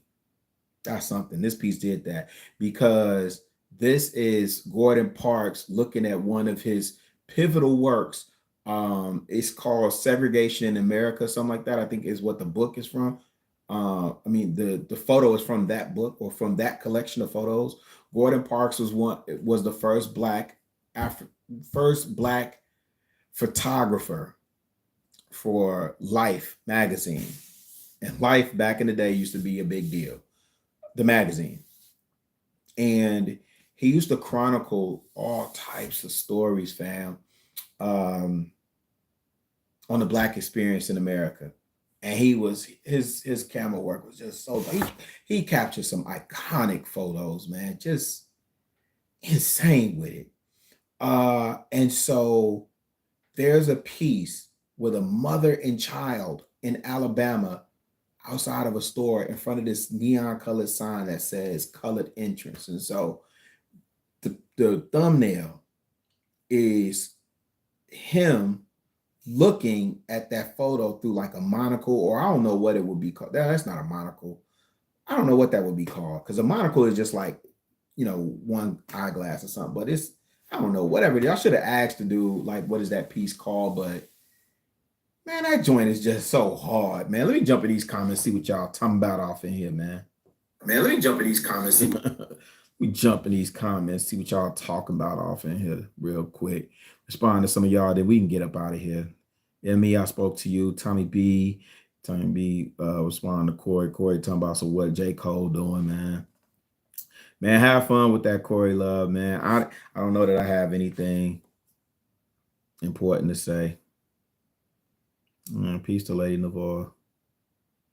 Peace to Lady Navarre, man. Fair use. Thank you for all the fair use. Yes, separate that social media. Yeah. Yeah, what happened to all my trolls? My trolls were in here early, man. Maybe they decided to grow up. My trolls were in here earlier, man. They dipped out. Yeah, a lot of my content I'm gonna be funneling over the fan base because I'm an investor on fan base. So it just makes sense. It's like that line Jay-Z said, I play for the team I own. That just makes sense, right? Instead of making Lyor Cohen so much money over here, like I could do this live and then broadcast it over there on fan base. Let me see what else. What Twitter, instead of making Elon so much. Yo, you want to know what's funny? I saw Isaac. If you go on my IG, I reposted his story, but he just posted something about how Twitter has Twitter said what? Grow your fan base or something like that. Like they're paying attention to what fan base is doing. Trust me, your Bible tells you despise not small beginnings, right? And people think that because a thing is small, that it's ineffective. Listen, Facebook was small. Amazon was started out of a garage. Matter of fact, Facebook, if you watch the social media, if that's correct and you believe that to be true, you see how it started on Harvard campus. I remember like when it first started picking up steam, first it was just at Harvard. Then it was just for college kids. I remember you used to have to get sent an invite to join. Then that became the business model for a lot of the social media apps. Like if you wanted to participate, you had to get a certain link. Remember Clubhouse was the same way, right? Despise not small beginnings, man. Despise not small beginnings. Because now you look at it, right? And I know for a fact, a lot of this stuff Isaac Hayes been talking about for a minute. He's been talking about subscription-based model as the new, that being the new thing for a minute. You got to think about so these advertisers are over here on these social media platforms because that's where the eyeballs are. And it's only going to take one person to figure out how they can bypass all that. Like, so say if you're on YouTube and y'all talk about how YouTube takes 30% of what your super chats and whatever the AdSense revenue, that's really just them busting down the bag because me are creating the content. This is content for YouTube that, if I leverage this right, I could potentially get paid for. But for the most part, because I'm not monetized, I'm not getting paid for this. It's just content for YouTube. Now, if I get monetized, they can run ads on it. And then they have people that's like running around, ripping and running to get monetized. Hey man, if I can't be like what's the old boy name? Rob Markman, I'm cool. Rob Markman talked about how he started his channel. He said in a month and a half, he got monetized and collected $5,000. I won't be like that. And Rob Markman, his joint wasn't on super chats. He doesn't do lives. His is all pre-recorded content. So people are showing up for the value of the content. But he has a name anyway. So shout out to Rob Markman. He don't, bro. We'll do it that way. I'll be glad when we get academics up out of here, man. He poisoning the minds of the youth, man. Fine. Okay, y'all all in here speaking to each other. Y'all not even talking to me. Do they look like Barbies? Do who look like Barbies? Lady, who you talking to? Do who look like Barbies? You know what? Let me get out of here because y'all, I thought, okay.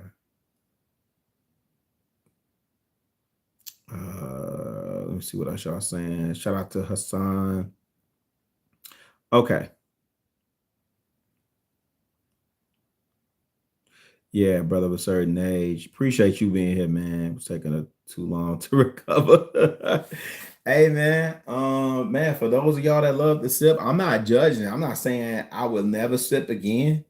I'm saying for me right now, this season that I'm in, I'm enjoying sobriety. I think I'm more entertained watching drunk people revel. I am more entertained watching drunk people revel. But yeah, self-control, discipline is important. He that have no rule over his own spirit is like a city. That's a fact. Is that proverb? I think that's Proverbs. Or is that Ecclesiastes? I know that's one of Solomon's joints. He that has no rule over his own spirit is like a city that is broken down and without walls. That's a fact. We need content. Man, listen. Vaughn, I feel that calling more than ever, only because the older I get, the more I'm thinking about a lot of the libraries that are being burnt to the ground, right? The elders that are transitioning, all these stories that we can't get. So like when I go back and I listen to Questlove, that Nikki Giovanni joint I just played, that was as a result of listening to him. There's another piece from this Ethiopian band called Atmos, but he gives these backstories that are just like insane. He told this story about Kool and the Gang, about how Jungle Boogie came about and how the band, let me slow down. He told the story about Kool and the Gang, how they started out like kind of as a jazz band. And I think I remember that JT came later, like 1979, he was saying. But Kool and the Gang had been a band, like jazz band, smooth jazz, so on and so forth. For the early part of their career. And I forget the name of the artist he passed, but it was either South African or Nigeria. It's not Fela, but it was the artist that did Soul Makossa, where Michael Jackson got the Mama Say Mama Sama Makusa. That artist, the label was big on that and told Kool and the Gang they needed to do a song like that. And I'm trying not to butcher Questlove's story, but I'm telling this story because this is like a nugget I didn't know. And it ties into why I want to be on here, like giving stories and nuances and stuff like that. But he said the band did that out of anger. They responded with Jungle Boogie because they were making fun. Like that's what we did back in the day, make fun of African people. We did, African booty scratch, so on and so forth. But they did that as like retaliation, like to the record label, and it wound up being one of their biggest hits. That was a crazy story to me. I trust Questlove, so I didn't do the research, go through the data to see if it can be verified. I take him at his word for it. And then just that reminder that JT Taylor came later in the game. You think about like what's that joint? Summer Madness. That's Kool and the Gang. That's the type of band they used to be, really. Jazz and smooth jazz and so on and so forth. But I want to be able to tell those. So I just talked to my man Chaos earlier today, and we was just reminiscing. I said, man, we done lived 3 lives. Now I told him about, I'm glad I had a chance to have that moment with Frankie Beverly, like reflecting on his passing. And he was like, yeah, didn't I take that picture? And I was like, yeah, we was at Sugar Hill. You must have taken it because the security definitely didn't take that picture. But security might have, but we were just talking, and that's my man. That's my bro right there. I love him.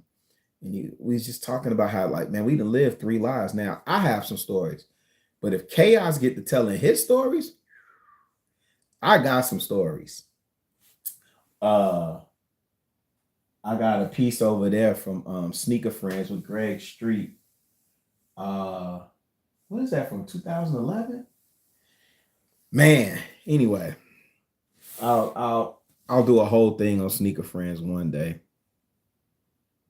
Greg Street used to do these sneaker events that was like specific to Atlanta.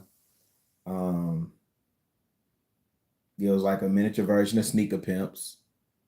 Not Sneaker Con as much, but definitely Sneaker Pimps. Because it was like a travel, it was Sneaker Pimps was more like a traveling art exhibit. Sneaker Con was like you can buy, trade, sell. But Sneaker Friends was a mixture of both. It was like a mixture of both. And so, yeah, I got some stories I need to tell, man. So appreciate you, Vaughn. Appreciate you. I felt that in my inner sanctum, man. And I got to get better with my storyteller because, you know, old cats can get on here and get the rambling and then, you know, talked on it too. Okay, you should come Friday. I keep saying I got to. Friday. I'm usually working, but I keep saying I got to come in the village, man. Yeah. About leaving the church. Yeah. Pride goes before the destruction. Yep. And the Holy Spirit before the fall. Absolutely. Oh, I scrolled up too far. I agree. Too much debauchery. Yes. It will show you how to do anything. Hold on. You can go on here and it will show you how to do anything you need to do for your channel, bro. Oh, thank you for that. I don't know that I want to build this YouTube channel like that, to be honest, because I'm just over it. The Barbies you call Barb. Oh, wait. Oh, the Barbies I call Barb. Well, Angel Reese is like the basketball player for Chicago Sky, but Inglewood Barbie, very pretty young lady. Very, very pretty. Like, and it's crazy because she's so transparent. She looked like her mama. Her mama was bad, but her mama had a turbulent. I guess. Listen, go look up Inglewood Barbie. Englewood Barbie. Go look her up, man. Look her story up. She has one of them stories, and she got seeds. And to see her persevere, and she has such a passion for feeding the friends. Just the stuff that she does is just amazing. Like, she is a very, very pretty young lady, but she's rough around the edges. She's something different. I'm trying to describe her, but that's probably gonna be a different story. But yeah, Inglewood Angel Reese is, what is she? Skytown Barbie or something like that. I don't know. Chi-Town Barbie. I don't know. My son-in-law was able to get monetized and retire from his 9-to-5 from uploading content on YouTube. Yep. He's still going strong now because he transitioned to a paid Discord. Yeah. I think it's about finding your niche. You should drop his channel. Yeah, you definitely should drop his channel so we could follow. So, brother, you good? Can I drop? Man, Hassan, why? Man, listen, you could drop your link. You could drop your Cash App, your PayPal, your Venmo. Hassan, man, listen, brother. You don't have to ask. Yeah, you could drop whatever you want to drop. You understand what I'm saying? If it's something that's going to benefit you, you could drop whatever you want to drop, brother. If you selling merch, if you got some Hassan merch, drop that, man. It's family over here. So, you know, saw crackhead Barbie when it was Barbie season. Everyone was Barbie. Oh yeah, man. This yo, lady, you wildin'. One day I'm gonna show my my Barbie collection that I got for my daughters. I was looking at it the other day because we still haven't, like, this is one of the rooms down here. I have a whole nother space out there that I gotta build out and put artwork on and build out like my space to chill and relax and listen to jazz and stuff. And I was looking at the Barbies that I got from that. They got a ton of stuff. The last thing I purchased was Celia Cruz, but they got a Tina Turner Barbie. Captain Uhura, Nichelle Nichols. They got Ida B. Wells, not Billie Holiday, Ella Fitzgerald, Bessie Coleman, Maya Angelou, Rosa Parks. The fencing lady. What's her? I can't never pronounce her name. The fencing sister, the Olympic fencer. They got that. My oldest daughter, she has it in her hands. I gave her to Gabby Douglas, and I shouldn't have because I told her not to open it, and I think she may have. There's a couple more. Like it's a lot. I was looking at them, I was like, dang, like I done got y'all a lot. So now I need to make sure they do right to make sure that those stay preserved. Man, Hassan, that's nothing, bro. That's nothing. I promise you that stuff, that's nothing. Anytime you over here, bro, kick your feet up, you know what I'm saying? Take your shoes off, but if your feet stink, don't take your shoes off, leave them on. But if you want to drop your channel anytime or as many times as you want to, man, by all means. I don't find that disrespectful or none of that. You're not encroaching on my space or none of that, man. You good. And I think we all should build in this space together. I know people do the whole when this person is on, don't go on. And man, y'all ain't made no TV channels, like no TV guides and stuff like that. So it's every man doing what they want to do, man. The people gonna rock with who they want to rock with, man. I'm grateful for the 8 of y'all that's over here, the 11 of y'all that hit the like button. I always told y'all, if this channel does monetize, when it does, the funds that I generate from here, and shout out to brother of a certain age whose son was able to retire from this. That's not my goal because I don't want to be beholden to this like that. But I do want to get my stories out, man. I do want to get my stories out and get my point of view out. And I do want to leverage this content for fan base. So that's just kind of where I'm at with it, man. Of a certain age. Okay. Let me make sure I go over there. Hold on. Let me click this now. Let me make sure I go over there. Okay. Shoot, he got 500,000 subscribers. Heck yeah. Yeah. The only thing that makes me nervous about depending on this type of income solely is that, you don't control the platform, man. They could, because you're not under contract with them, they could, I don't know, redo the business model. If advertisers decide to move the bag elsewhere, well, their advertising budgets, if they decide to move their advertising budgets elsewhere, then the money dries up, similar to how, the money in music is dried up. But I'm definitely, let me make sure I'm subscribed to bro. Definitely subscribe to him. Oh, I see. He moved to Patreon. Is that what you're saying? Is it Discord or Patreon? Looks like he has the Patreon.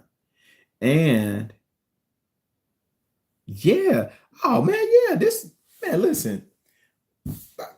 Man, this makes all the sense in the world. Yeah, this makes sense. Yes. Brother of a certain age, this makes sense. So the biggest sector on YouTube, from what I understand, is the children/family sector. Finance is one of the bigger ones as well. Relationships and quote unquote like Black YouTube is probably one of the smaller parts of YouTube. But yeah, that makes sense. I wonder what the lawyer sector or the legal sector from.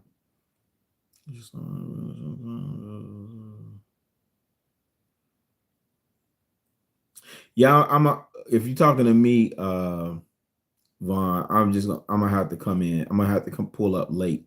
I've been over there on a Friday before, but I'm gonna have to just pull up late. Yeah, please drop Bolo, please. 1000%. You could spam Bolo channel. Please make sure you're following Hassan. Hey, brother of a certain age told a story, and you know what? It would have been fitting for me to revisit that for mental health day as well. But that story of just dealing with depression.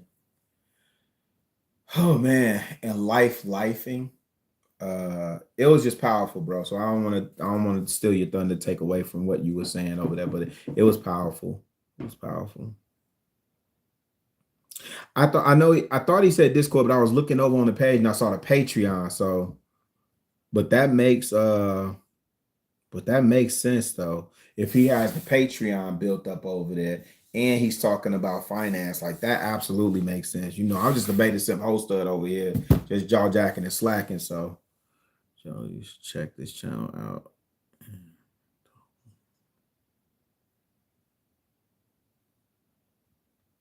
Oh wait, whose channel? What channel? Hassan. Oh, okay. Yo, Hassan. So that, hey man, do you follow follow? Is it Middle Nation? I found that over there with OGJ Speed. Let me pull that. What's the name that you just sent? So I'll have that. Okay, Lantern Lit Faithful. I like that. Listen, man, I like to be honest. I just like having honest conversations with people. I learn from a lot of people. G. I am. I learned from a lot of people. Question: what did you think about the recent Obama debacle? I don't know what happened with Obama. I'm assuming I don't know what happened with Obama, but I heard something about they sent Obama after black men to get the vote. And then I heard Plies say something. I didn't know that was in response to Obama. But man, if you want to throw it in the chat, I'll remind you. Thank you. Yes, we be out and up late chilling. Yeah. Please just remind me. Bonjour. There go my people. Y'all coming back in here. So just to, Vaughn, if you want to put something in the chat so I could know exactly what you're saying and I could answer it. But me, I'm hyper local when it comes to this election stuff. I'm more concerned with my local mayor and alderman and state representative, so on and so forth. But I try and pay attention to what's going on. Not I try. You can't help but pay attention to what's going on the national stage as well, right? I just haven't heard what's going on with the Obama stuff. But let me say this: black man, family, my brothers, we definitely have been beaten up. We definitely have been downtrodden, the whole nine. I get it.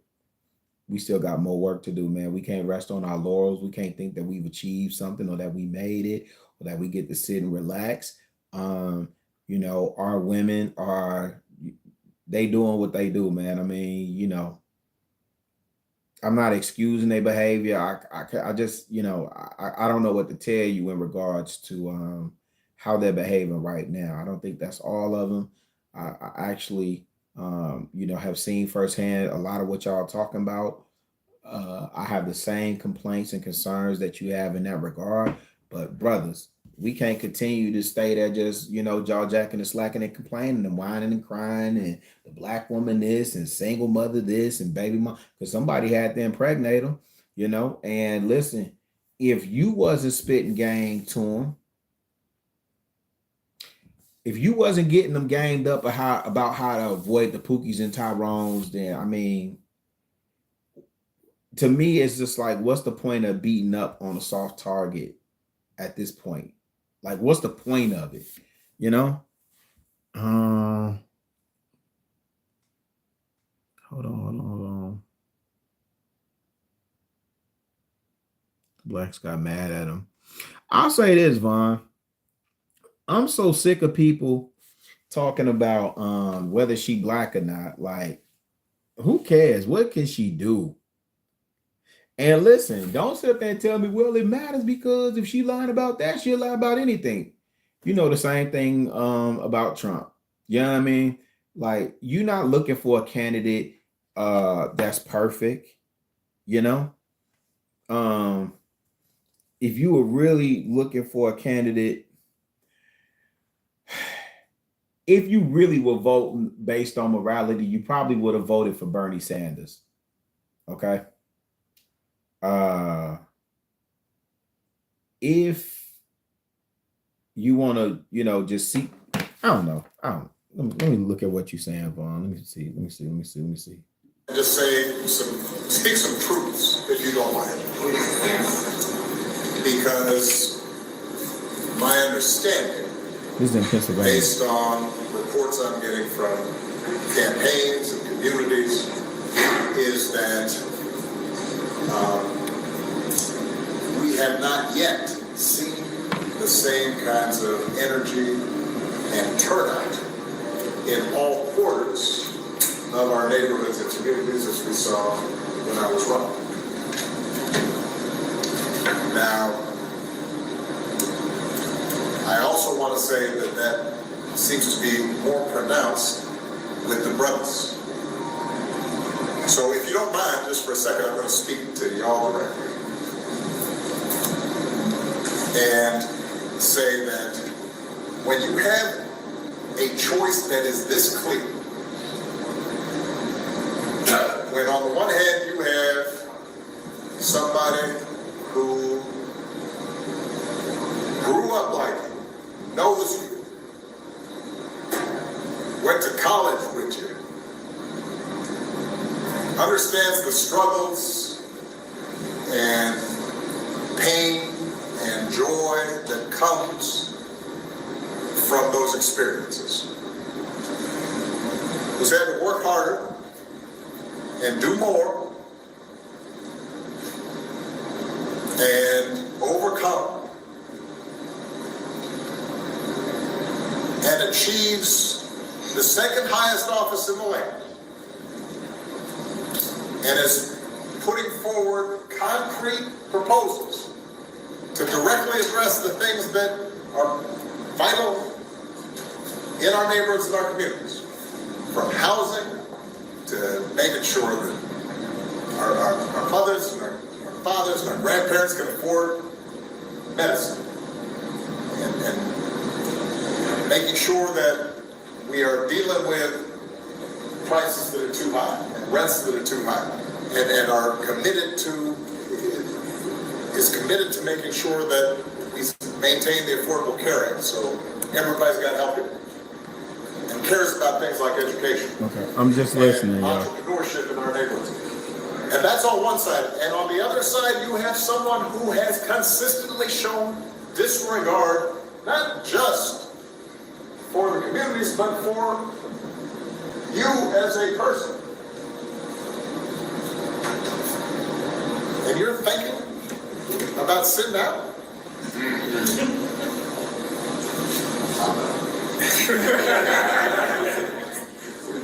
But, because of Cookie might be. And you're coming up with all kinds of reasons and excuses.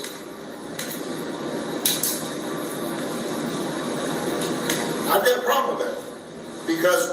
Because part of it makes me think, and I'm speaking to men directly, part of it makes me think that, well, you just aren't feeling the idea of having a woman as president. And you're coming up with other alternatives and other reasons for that. And so now you're thinking about sitting out or even supporting somebody who has a history of denigrating you because you think that's a sign of strength, because that's what being a man is, putting women down. That's not acceptable. This shouldn't even be a question. Okay, so let me pause right there. So Vaughn, so my thought initially, I was like, okay, I'm following his line of thinking. people will have questions around Obama making the case for Kamala because he didn't immediately come out and support her once it was clear that Joe Biden was stepping aside and not running, and that she would be the forerunner, right? So him and Michelle didn't initially come out.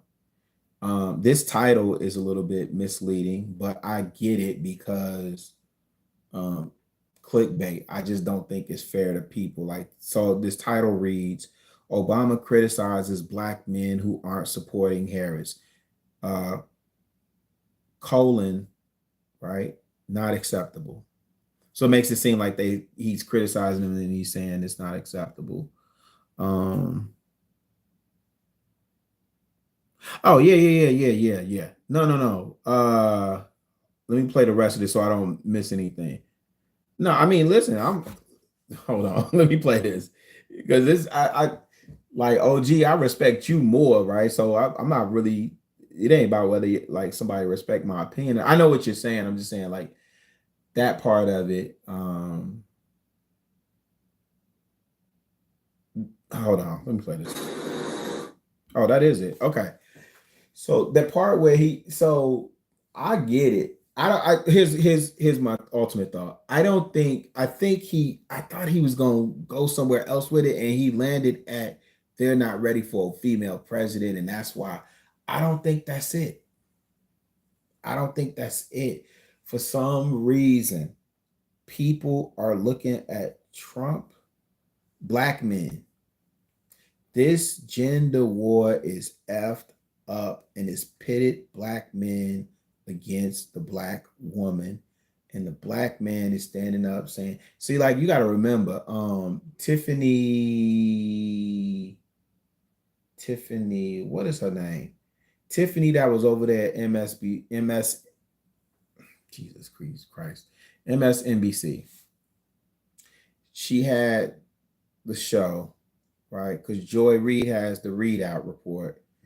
Tiffany, what is her name? Because I keep wanting to say Tiffany Haddish, and it's not Tiffany Haddish. Her name was Tiffany. She came out talking about some black men need to just get in line. Tiffany, MSNBC. Tiffany Cross. Crossfire, crosshairs, cross something. Right? I don't think it's about them not being ready for a woman and all this other stuff. I think this gender war has really F with a lot of brothers. Also, a lot of cats that I talk to that are self-employed, they talk about how much they benefited under Trump. Like from taxes and stuff like that. Now, from the economists that I have not personally, from the reporting that I've seen from economists, something as simple as tariffs, right? It's a couple different ways I feel about this. So you asked me, what did I feel about Obama? I just thought he would have landed at a different place. I absolutely think Obama is the right person. I think the way that he was going with on the one hand, you gotta what I really wanted him to say was, hey, with one candidate, you have access to you have an audience with the king, right? Or with the queen. You have an audience with the person in charge to have your grievances met. And then you can lay out, the other person, the opposing candidate or whatever, right? I thought he was going to go that route. I thought he was going to really speak to why these black men are doing it. He's like, well, it leads me to think that you feel like you're not ready for a black woman or a woman president. And I don't think that's it at all, man. Didn't Hillary get the popular vote? I wonder what percentage of black men voted for Hillary Clinton in 2016? Right. I didn't agree with the conclusion that he came to, because I don't think black men are not voting. And if you listen to them, they're not saying like, well, some of them are. So let me take that back. Some of them, but not enough. Not what I'm mainly hearing. I am hearing some saying they don't want to see a woman in office and all that. I am hearing that. But and maybe the reporting and the stuff that Obama's getting, he's getting that. But that's not what I was expecting. I really was expecting him to meet their concerns head on and say, hey, listen, if you got grievances, man, there are protocols, to address that. And you listen, I'm here with y'all right now, right? So what does that tell you? Right. But he didn't go that route. Now I will say this overall. Judging between the two candidates, right? In my mind, at this point, it's pretty much made up about who I'm voting for. And I always vote based on what's in the best interest of my family and community. That's how I choose my vote. Who I feel I have the most opportunity to have an audience with the king or queen, to have my grievances addressed or met, so on and so forth. Problem with black folk is that we have not laid out what our agenda is, what we want, who we want to address. Well, how do we, because it shouldn't matter who's in power. How are you going to address my grievances? How are you going to right wrongs and so on and so forth? It's got this thing with Obama. It's got the Manosphere brothers. Man, they secretly Trump supporters. Listen, if we get 4 more years of Trump, man, shout out to the Manosphere. Shout out to the black Manosphere. Shout out to the white Manosphere. Hey, man, go, man. I hope y'all get everything y'all think y'all want under that dude, man. Because for some reason,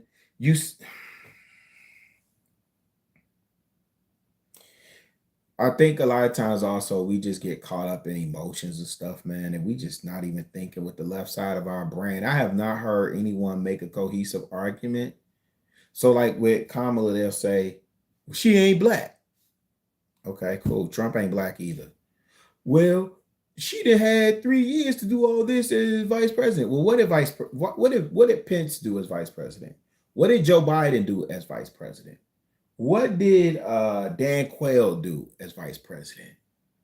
Who was Baby Bush vice president? You know what I mean? Like, who was Baby Bush? Who was his vice president?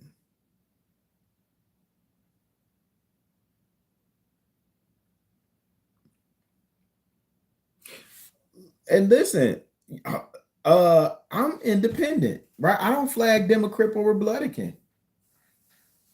Cheney, thank you. Hey, brother with certain age, I really do appreciate having you here, man. I really do appreciate having you here, just so you know. What did Cheney do? And isn't it interesting that Liz Cheney is like I'll be bugging when to see this all this gang banging, man. Who's the what's the name that passed, man? John McCain. Boy, to see them folk turn on John McCain, he went from war hero to just like, oh man, the way the Republicans eviscerated him. Liz Cheney, that was another one. Now, Tulsi Gabbard, when somebody leave the Democrat, man, they don't trip. Hey, Democrats, they be pimping, man. They be like, oh, you choosing up? You done blew up on a pimp? I don't need you. Let the welfare feed you. Them Republicans, boy, they be seeming like bad boyfriends, man. They ready. Hey, they ready to key your car. They gonna call your job, trying to get your fight. Those jokers be tweaking big time.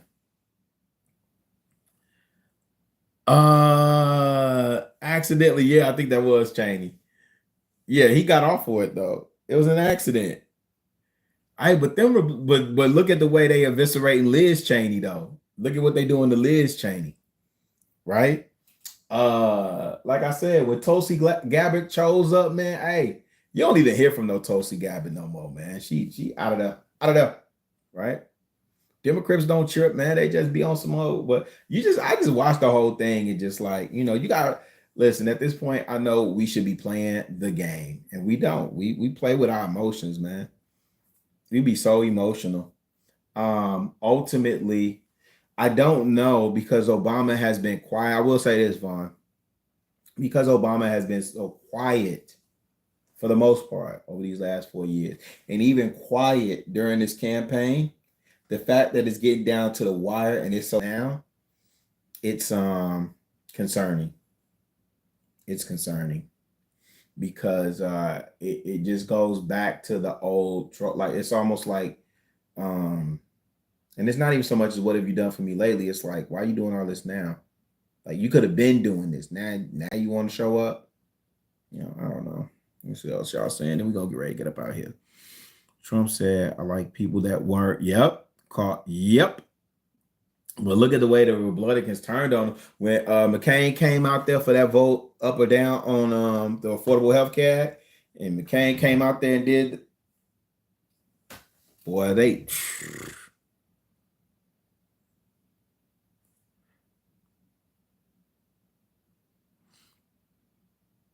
no. So I will tell you this, Vaughn. I guess if it has managed up in the world, I got to see what some of them are saying. It don't bother me either. I agree with you. He was supporting her. He said exactly what he was supposed to say in terms of supporting her.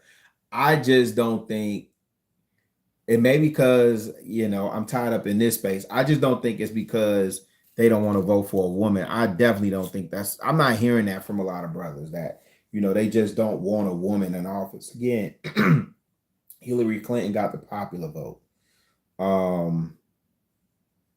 When you look at a lot of these female mayors, I'm curious to know how many black men are voting for these female mayors and governors and DAs and so on and so forth.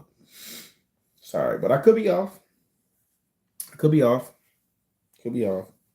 That's just not the angle I would have took. I would have really addressed that because he started to go into it like, when he started talking about Trump and saying like that's what you think a man is, like, because he's thumping his chest, blah, blah, blah, blah.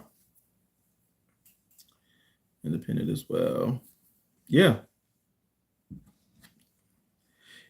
I just think that we need to understand how to move, right? Because the politician is a tool. So it's not about them doing something for you because they're kind-hearted and out of the benevolence of their kind heart and all that other stuff. No. You got to make these jokers move. And, it's not just your vote. You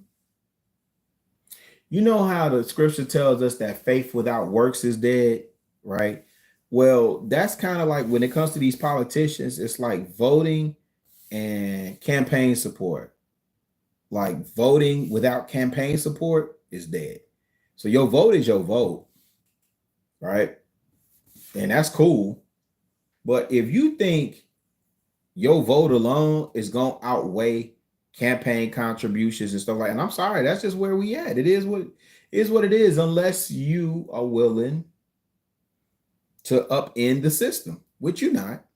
So either you're going to play the game, you're going to get down to lay down, or you're going to get down and stay down. You're either going to get down and lay down, get down or lay down, or you're going to get down and stay down. That's it. So with that, man, appreciate y'all. As always, I say this ain't gonna be long. And then it's long. Right.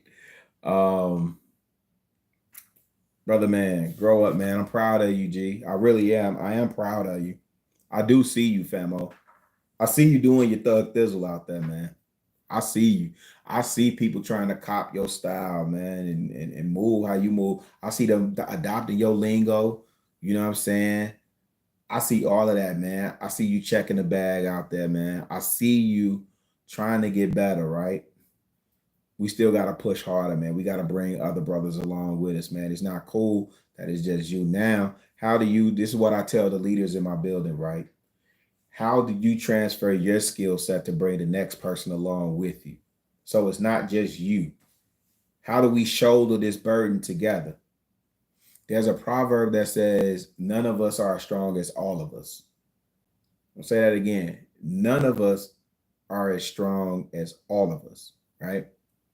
So black man, listen, the things that entertain us, I want us to reassess what we find valuable in terms of entertainment. I find value in art. Art is entertaining for me, but it's also immensely reflective and meditational and all those things, right? But I find people who are skilled in a craft as musicians, as thespians, so on and so forth. I find that entertaining. I find comedians who can tell a joke, like say like a George Carlin, Richard Pryor, Dave Chappelle, a lot of times for me.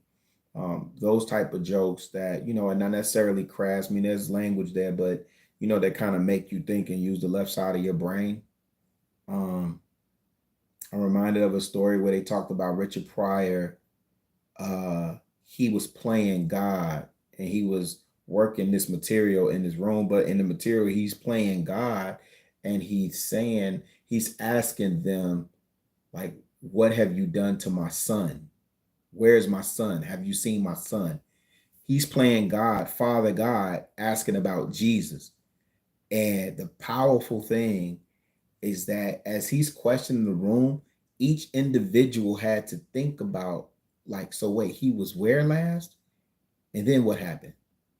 And then what happened? People was recounting like from the Bible story, and it made everybody self-reflect inward and realize just like as human beings, how crap. That's powerful to me. Like, that's powerful. But I think we just have to sorry, y'all. I'm laughing because I'm like, I take these little pathways, and it's like because my train of thought, I know what I'm thinking and how it connects, and may not always land for you guys, but I'm saying I find those type of comedians entertaining, but I also like a lot of medicine with my candy. I like a lot of medicine with my candy. And so man, have fun, do what you do, fam. I'm not trying to be that uncle or that big bro or that pawpaw that say you can't have no fun, but there's a time for everything. And right now during this reset, there is a physical, spiritual, financial, emotional, like there's a real reset happening. And there's an opportunity for you to get in where you fit in and really make waves. Now, when the reset is finished, I don't know what that looks like ultimately. I just know where my North Star is pointing me, right, in terms of my compass. And when it's finished, I just want to be on the right side of it. I don't want to be on the other side where people didn't take it serious, where people didn't think, where people just thought like, oh, this is just happening just to happen. And you didn't take the precautions and do the things necessary to prepare yourself properly to be on the right side of this reset. So we got to give up some stuff, man. We got to watch our diet. We got to watch our diet. We got to watch our diet, man. I love y'all. There's nothing you can do about it. Peace. When you wake up in the morning, go do something nice for somebody and expect nothing in return. All right. Now I'll holler at y'all in a minute. Peace.